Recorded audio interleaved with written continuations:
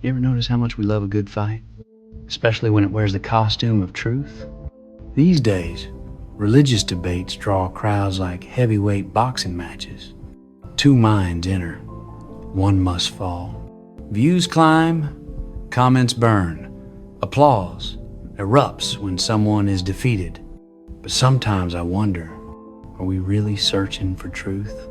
Or are we just entertained by certainty, wearing armor?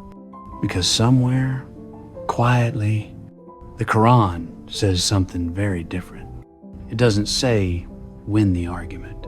It doesn't say humiliate the other. It says convey the message. And that difference, that's not small. That's everything. There's a strange comfort in debates. They give us sides. They give us winners and losers. They let us feel right without necessarily being wise.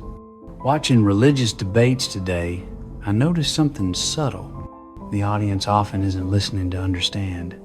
They're listening to score. Every sharp rebuttal feels like a punch. Every silence from the other side feels like victory. And for a moment, the ego feels fed. But faith, real faith, was never meant to be a spectacle. The Quran doesn't ask you to corner someone into belief. It doesn't command you to crush doubt with volume or vocabulary. It reminds you your duty ends at delivery, not persuasion, not domination, not debate trophies, just delivery. Truth, you see, doesn't need theatrics. It doesn't shout to prove itself.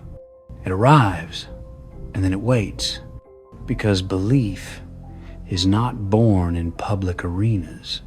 It's born in quiet rooms, in private questions, in moments when a heart finally feels safe enough to listen. When religion becomes entertainment, something fragile breaks. The message becomes a weapon. The listener becomes an enemy. God becomes a talking point instead of a presence. And maybe that's why debates trend so well. They flatter our intellect, but they bypass our humility. Yet the prophet didn't win hearts by winning arguments.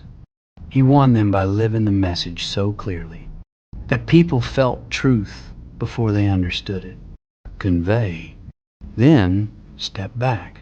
Let God do the rest. Because guidance isn't forced. It's invited. So maybe the real question isn't why people love religious debates.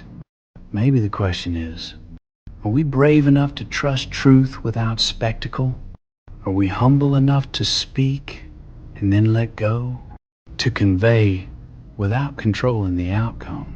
Because when faith becomes a performance, it entertains the mind. But when faith becomes a witness, it transforms the soul. And sometimes, the most powerful thing you can do is not to argue louder, but to live softer, truer, and let the message speak for itself.